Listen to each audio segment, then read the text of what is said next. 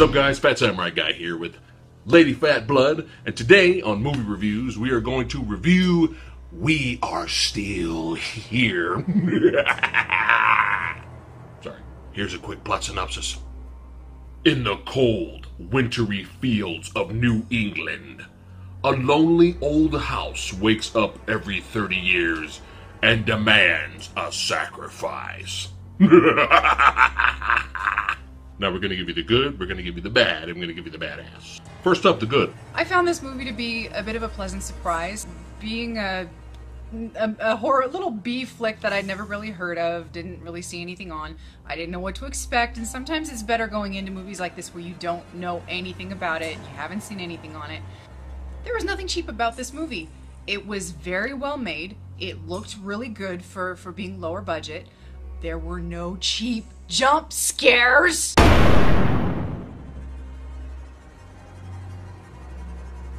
Which I personally am just as fed up with as I am with really shitty shaky cam. It has a little bit of an 80s throwback feel, just a little bit. Barbara Crampton, I don't know what it is about that chick. I dig her. She's a lot of fun to watch, even though this isn't like Reanimate or anything like that. Her performance isn't made to, it's not meant to be campy or tongue-in-cheek or anything. They actually play the movie straight for the most part. The performances all around are really good. You might end up questioning some people's motivations here and there, but other than that, I felt like the movie, where I was a little dodgy about what was going on in some parts here and there, I thought it was well told overall.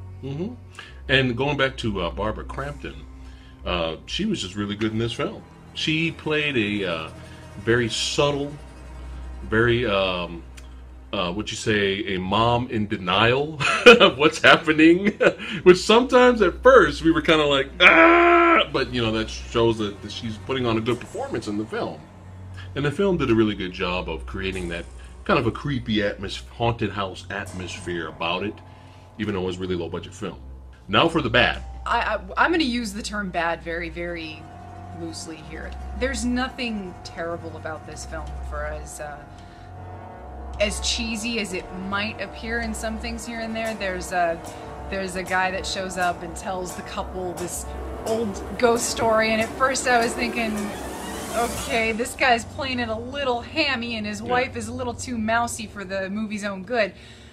But everything really came together, and if you think too hard, you're gonna leave yourself open to your brain questioning things a little too much. And if you think about it, things too hard a little bit here and there, you're gonna be kind of going, that's BS, nah, it's BS. But I feel that where at first I was kind of going like, yeah, where are we going? Yeah, I don't know about that, and that's a little, why would they do that? Why would the things do that? If the, don't worry about it. I personally, for my taste, the movie was earnest enough and sincere enough in trying to tell you a really good ghost story, and I felt that the quality of the film combined with the quality of the acting that we got from the performers pulled everything up enough to that it was a very enjoyable film overall. So the bad, it's negligible. If you know what you're expecting, if you know what you're in for, it's really not going to bother you all that much.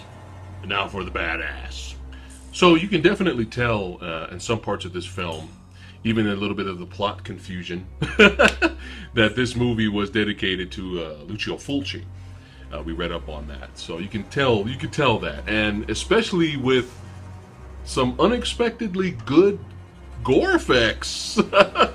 But we weren't expecting to happen, especially with the movie's, you know, small, lower scale budget feel and look, and we just weren't expecting some pretty decent prosthetics and gore effects in the film, which was like huge thumbs up. I mean, when stuff does happen, we're not going to tell you when, it gets crazy. And we were like, all right, this is getting good now. This is getting pretty insane, which is cool, which is what this movie kind of needed. So overall, a nice looking film. Really nice B-movie throwback, a haunted house / ghost story. Don't expect too much, and you might get a little bit more than you bargained for. So we give We Are Still Here 3.4 out of 5 chainsaws. Alright, that's it for today's review.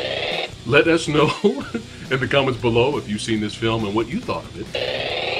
And if you enjoyed this video, hit that like, share, and subscribe button. And we'll see you next time.